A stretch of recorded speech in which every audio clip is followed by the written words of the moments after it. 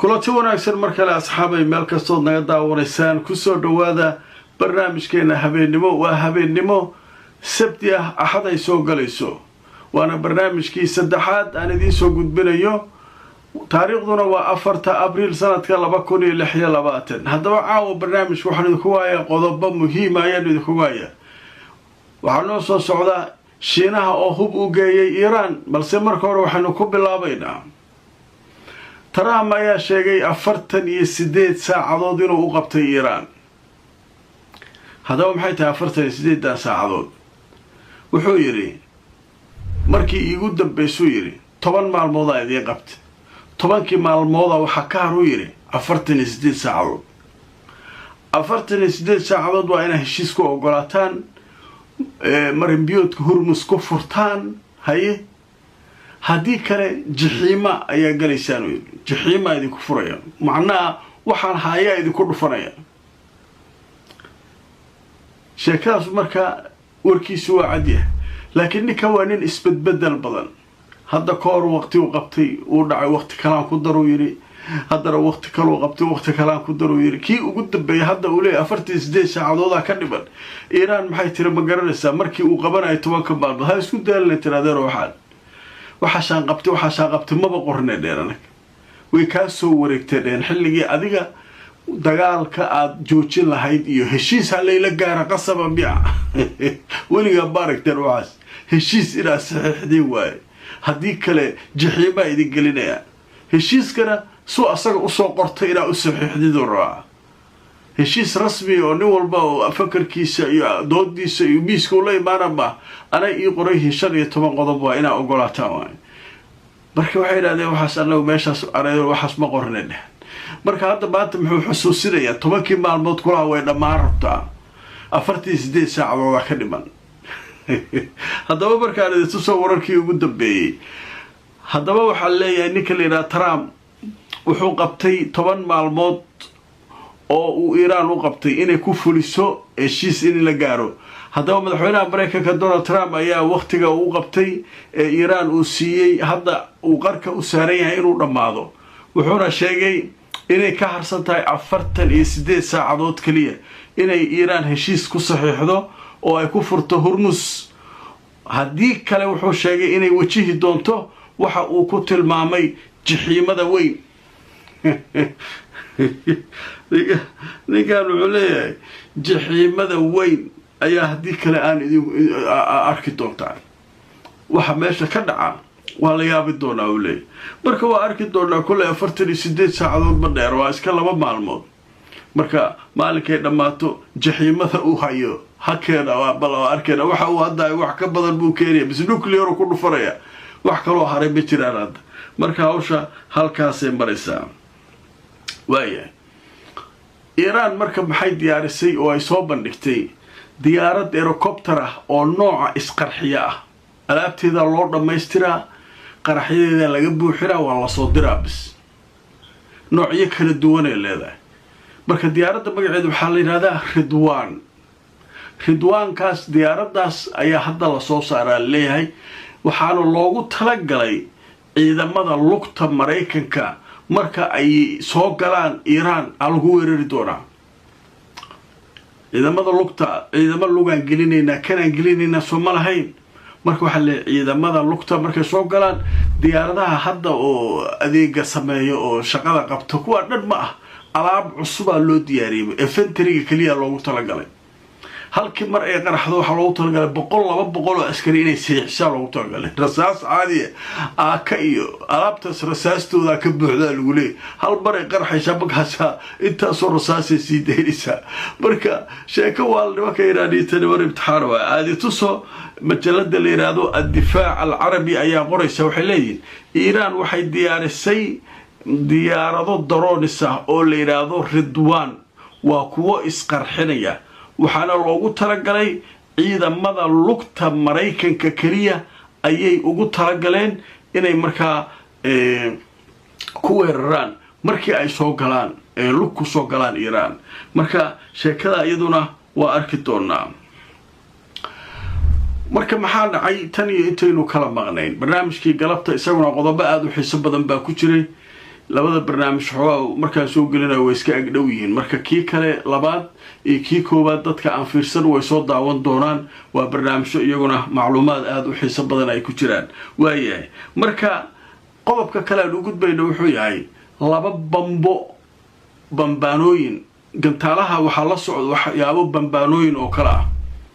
ayaa waxay ku dhaceen oo ay burburiyeen meelo ku dhow wasaaradda gaashaandhigga Israa'iil magaalada Tel Aviv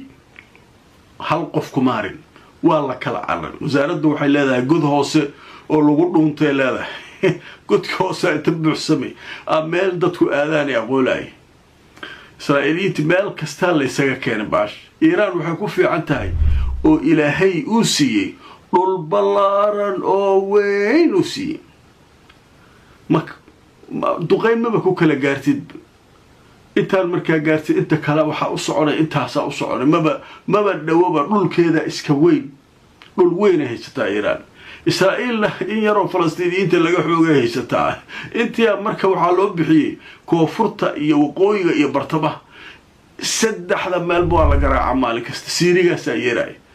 dadku xagee ku noolaanayaan marka haddaba markaan idin tusoo wararkii ugu dambeeyay laba bambo oo nooca halista badan ee firirka badan ah ayaa waxaa la sheegay inay ku dhaceen meel ku dhow wasaaradda gaashaandhigga Tel Aviv hay-adda wararka u faafisa Israa'iil ayaa sheegtay labada gantaal bambooyinka ay inay ku habsadeen oo ay ku dhaceen maantay Iiraanna ay soo riday dhanka wasaaradda gaashaandhigga Tel Aviv ayay ku dhaceen ayaa leeyahay marka labada bambo ayaa gilgishay lagu leeyahay wasaaradii marka nimankanu meel u fayo male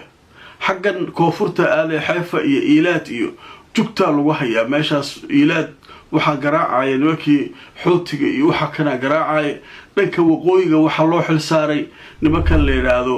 Hezbollah u fiirsada koonfurta iyo waqooyiga Iiraanna saddexda meel buu ka adeeganaysaa qolana halkaan ay soo gaartaa jugta ka galeen ruux halkaan si fiican soo gaartaa meesha dhexe iyo inta kale iyo kulli qolo walba way gaari kartaa laakiin Iiraan inta kalena ayadana way camimaysaa marka nimankii marka halkaas wuxuu yahay war xiisaa marka warka ku jira caawa oo aad war u weyn ah wara soo baxay la leeyahay 5 markab oo Shiinuhu leeyahay u fiirsada warkaan 5 markab oo Shiinuhu leeyahay ayaa gantaalo iyo qalabka iyo dareeraha gantaalaha laga sameeyo iyo waxa dhan waxay geeyeen Iiraan intii dagaalka lagu guda jiray maalmihii lagu guda jiray dagaalkan hadda dhow la geeyay gantaalahan hadda waxa shaki laga qabaa Iiraan ay la soo baxday diyaaradaha lagu hurgufayo oo dhulka loogu soo dhigayo inay meesha ka yimaadeen marka 5 markab oo alaab wada wax sahlan ba haddaba markaan idin tuso telefishinka Al-Arabiya ayaa wuxuu soo xiganayaa jariirada Ingiriiska ka soo baxda ee yiraahdo Telegraph waxay sheegeen 5 markab oo Shiinuhu leeyahay inay markaa sawaariiqda qalabkooda iyo dareerayaasha laga sameeyo ay Iiraan geeyeen inta dagaalka lagu guda jiray khilaal al-harb waay dagaalka inta lagu guda jiray 5 markaba huba loo raray waxa Mareykan waxa jabiyay ka qaylisiyay ka yaabiyay Iiraan kaliya Iiraan saaxiibay leedahay saaxiibadeeda hadda waa kan Telegraph sheegaysa lagu leeyahay jaraynada warbaahintii reer galbeedka ka hadlaya waxaas nimanka marka 5 markaba ku xarataa lagu leeyahay dekadaha Iiraan oo marka uu leeyahay Shiinuhu leeyahay marka sheekada iyaduna waa sheeko aad cajiib ah qaybtan waxaynu ku soo qaadanaynaa goordhow shir jaraa'id waxa qabtay xafiiska ciidanka ilaalada kacaanka Iiraan ee yiraahdo Khatimul Anbiya waxay ka hadleen saacadihii la soo dhaafay inta diyaaradoodoo la soo riday xaaladda guud sida ay tahay warbixin kooban ayay maartay ka hadleen haddaba marka aan idin tuso warbixinta ay ka hadleen shirkooda jaraa'id xarunta Khatimul Anbiya waxay sheegeen saacadihii la soo dhaafay inay soo rideen diyaarad nooca loo yaqaano F-35 iyo diyaarada drona kuwa maartay helicopter sawaariikh cruise iyaguna way ka hortageen intaasay soo rideen haddaba marka waxay sheegeen inay soo rideen diyaaradda la yidhaahdo F-35 iyo 3 diyaaradood oo drona iyo sidoo kale diyaaradda saaruuqa la yidhaahdo cruise iyo 2 helicopter oo nooca Black Hawk ah iyo diyaarad nooca loo yaqaano A-10 oo kuwa dagaalka ah waxay sheegeen xarunta Khatimul Anbiya in Iran ay haysato hanaanka difaaca hawada oo iyagu markaa sida ay leeyihiin ay maxalliya oo iyagu samaysteen waxaana la sheegay in awoodiisa hadda la arkay waxayna yiraahdeen waxaynu haysanaa oo aanu annagu maamulnaa hawadeena annaga maamulnaydeen cid soo gali karta male waa la soo galaa waa iska celinayna waa baxaya waxay soo tuurayaan annaga hawadeena maamulnaydeen alaabta aan la soo baxnayna alaaba annaga samaysana waa ilay Chinese ka kaysanay maxaa u geeyay wareerkaas soo cadeey adikaaba cadeeyay maxaa wareer gelinay annaga habaysanay taagiinay marka waxay leeyihiin intaas oo shaqaan qabanay 3 droonisa 2 diyaaradood oo kuwa dagaalka 2 helicopter saacadiyo la soo dhaafay kuwaasaan soo ridnay gantaalo cruise oo la soo ridayna waa ka hortagnay leey haddaba wararkaas ayaa ugu dambeeyay asxaabay barnaamijkayga caaw waxaan idin xusuusinayaa barnaamijkii galabta iyo kii subaxii labadaba oo barnaamijkii koobaad iyo kii labaad dadka aan daawan iyaguna way daawan doonaan qodobo aad u xiiso badan ayaa ku jira inta aan mar kale kulmayno like gareeyo oo share gareeyo barnaamijka haddaad cusub tahayna subscribe ka iloobi YouTube-ka Facebook-na follow gareey nabadgelyo